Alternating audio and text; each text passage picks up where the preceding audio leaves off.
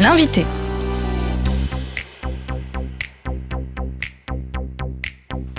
Alors ce n'est pas le métier le moins connu du cinéma, mais il est souvent oublié et pas forcément toujours valorisé. On parle ce midi du métier de scénariste et on en parle avec Christelle Gonard. Bonjour Christelle Gonard. Bonjour, merci de m'accueillir ici. Merci à vous. Pour vous présenter rapidement à nos auditeurs et auditrices, vous êtes scénariste et directrice d'écriture depuis plus de 20 ans, mais vous êtes également déléguée générale adjointe de la Cité européenne des scénaristes.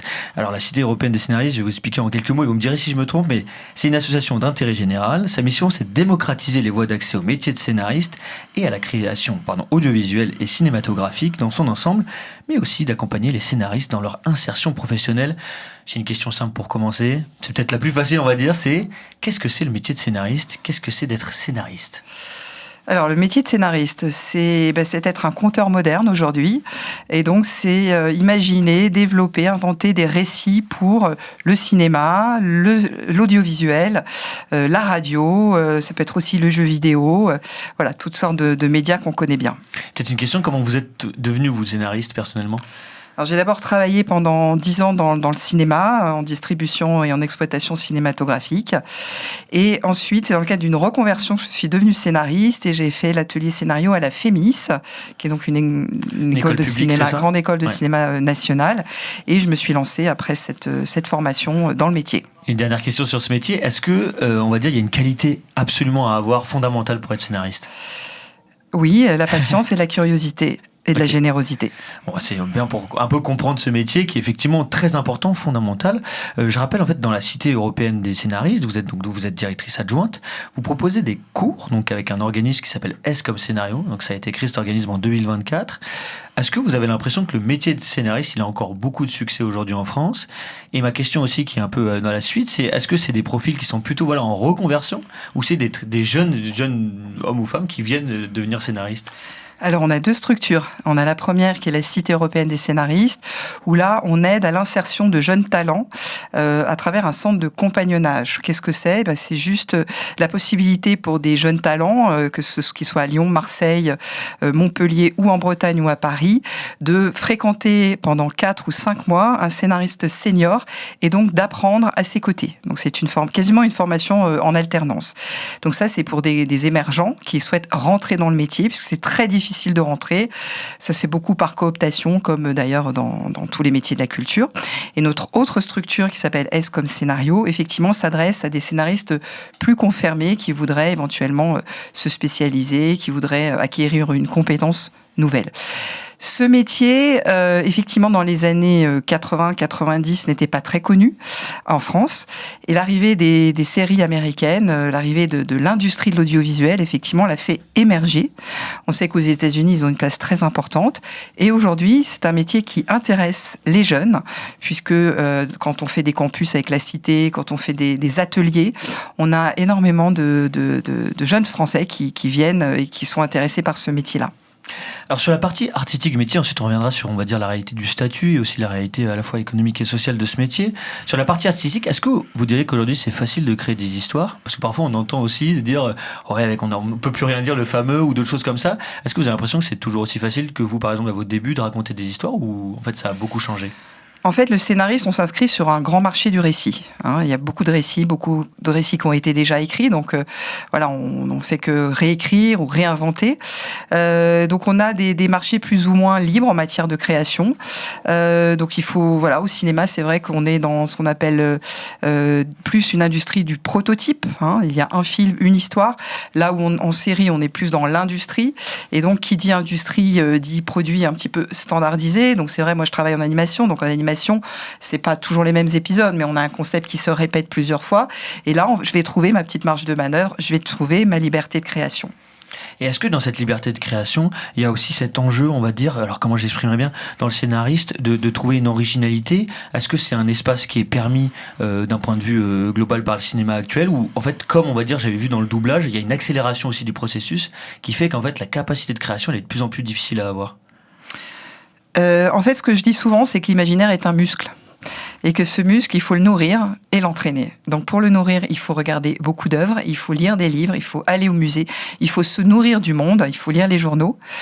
Et ensuite, s'entraîner, il y a plein d'exercices pour imaginer des histoires. On peut prendre un article dans le journal et imaginer une histoire. On peut raconter la suite d'un film qu'on aime bien. Vraiment, c'est accessible à tous. C'est ça aussi qu'il faut faire un peu tomber l'idée que voilà, on a perdu quand on devient adulte, on a du mal à se raconter des histoires. C'est faux, en fait. On a juste perdu l'habitude. Donc nous, avec ce beau métier, on invite tous ceux et celles qui ont envie de raconter des histoires à le faire. Il suffit, on va dire, d'une feuille, d'un stylo, c'est ça ? Absolument, absolument. Alors, on va venir un peu au défi du métier de scénariste, parce que vous avez dit, dans l'objectif de la Cité européenne des scénaristes, c'est aussi de démocratiser les voies d'accès à ce métier. Pour vous, c'est quoi les grands défis aujourd'hui du métier de scénariste ? C'est déjà celui-ci. C'est celui-ci pour renouveler les talents. Donc, pourquoi c'est difficile ? Parce que c'est un métier qui a un statut fragile. On a donc le statut d'auteur. Donc, on n'est pas intermittent. On n'est pas salarié. Donc, nous ne sommes pas protégés au niveau que ce soit droit du chômage ou congé payé. On est un peu comme un auto-entrepreneur. Donc, on doit aller chercher nous-mêmes nos contrats. Donc, ça nous pose en fragilité par rapport à une instabilité de calendrier. On ne sait pas trop quand, comment. Ça, c'est la première chose. Et puis la deuxième chose, je sais pas, j'étais partie bille en tête. Alors attends, mais est-ce que, tu m'as demandé, sur cette première question, est-ce que vous militez vous pour un changement de statut ? Alors, c'est délicat parce que c'est assez délicat. Est-ce qu'on a envie d'être salarié ? Est-ce qu'on a envie d'être intermittent ? Alors, il est certain qu'en tous les cas, il y a de la souffrance parce que ce statut-là entraîne des abus. On l'a vu un petit peu là avec Plus belle la vie, etc. Et donc, on peut pas se défendre, on peut pas dire grand-chose. Donc, il faut trouver un cadre sécurisant et rassurant entre producteurs, scénaristes, directeurs d'atelier. Il faut trouver quelque chose effectivement pour protéger le scénariste qui ne dépend pas du code du travail.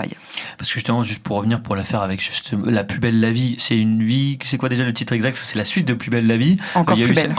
Il y a cette affaire avec justement la chef des scénaristes qui avait un management un peu toxique, même carrément toxique d'après l'article de Libération. Et il y a eu plusieurs plaintes de la part des scénaristes qui ont travaillé sur cette série, qui avaient l'air très attachés à cette série. Pour revenir sur ce statut, il y a eu quand même des mises en avant, enfin des avancées pour le métier de scénariste. Depuis après 2010, si je me trompe pas, il y a eu pas mal de lois qui sont passées. Il y a eu notamment une meilleure représentation. Il y a eu aussi moins de travail gratuit fait par les scénaristes en amont des scénarios. Qu'est-ce qui reste à faire globalement ? Alors oui, il y a des syndicats qui défendent ce métier, les conditions, la rémunération, effectivement. Aujourd'hui, effectivement, ce qui est un petit peu compliqué avec l'arrivée de l'intelligence artificielle, il y a plusieurs sujets sur l'intelligence artificielle. C'est la possibilité d'être potentiellement remplacé sur des écritures très industrielles.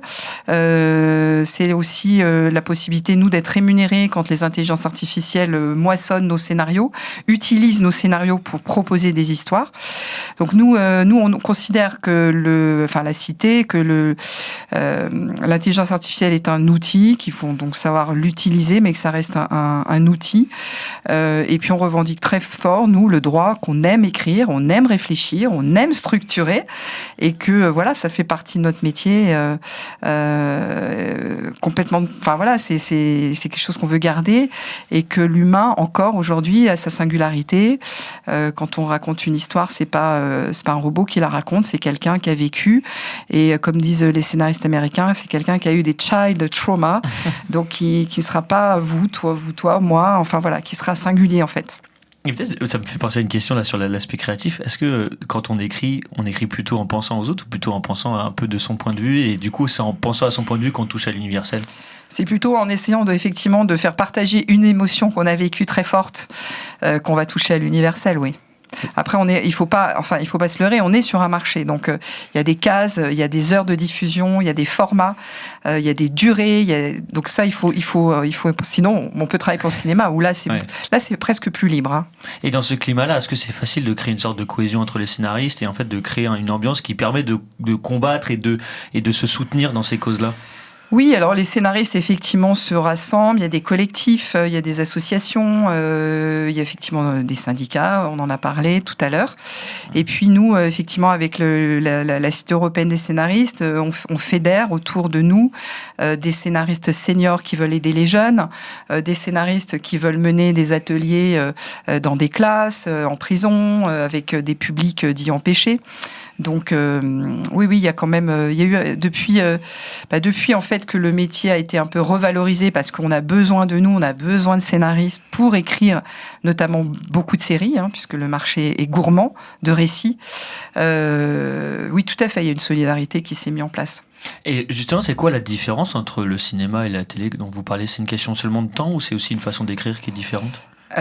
C'est un temps un peu plus long, un petit peu plus long. On est beaucoup plus en conclave souvent avec le réalisateur. On est dans une relation un peu duale. Les budgets sont pas les mêmes non plus.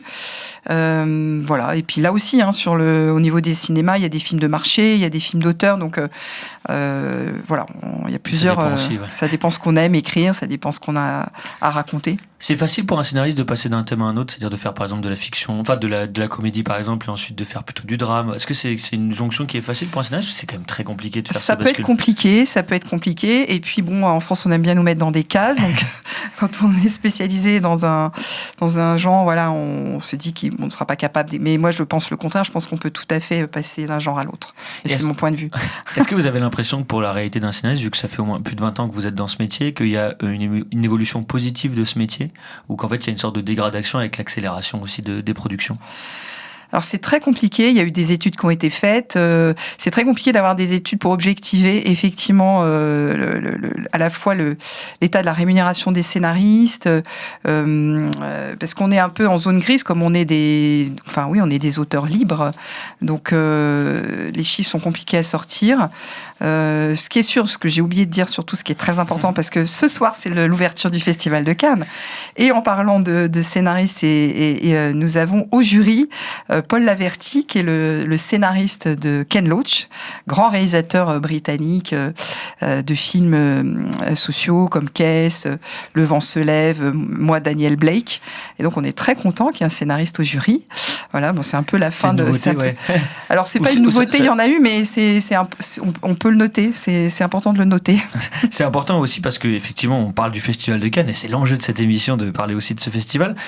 Est-ce que vous avez l'impression que ce genre de compétition en tout cas, ou même le Festival de Cannes représente bien votre profession? Est-ce que vous avez l'impression que le métier de scénariste il est aujourd'hui assez valorisé? Alors est-ce qu'il est assez enfin oui, alors le scénario est valorisé. Par exemple à Cannes, il y a un prix du scénario. Il y a des festivals. En fait, l'avènement de la série, de la production massive de séries, a fait émerger le métier.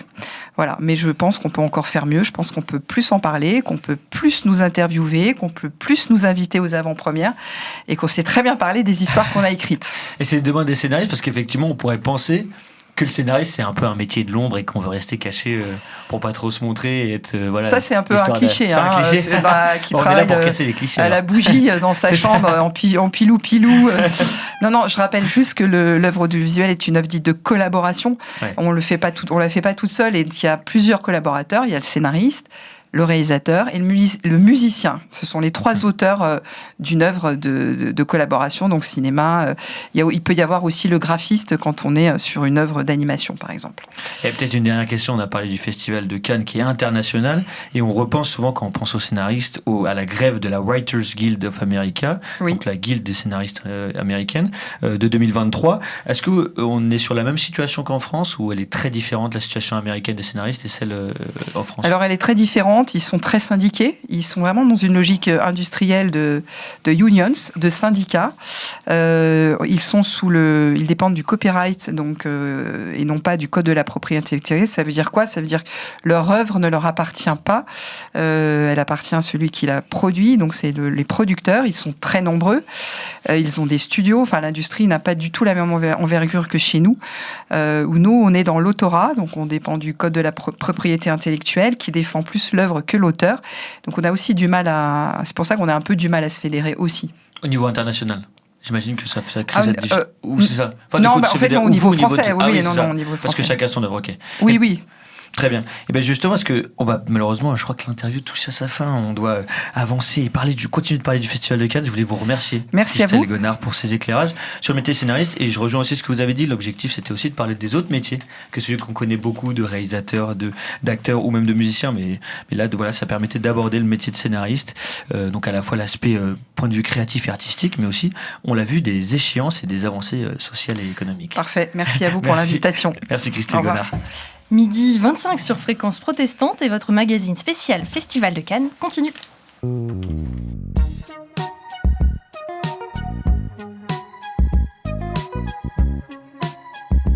Le magazine de la Grâce matinale.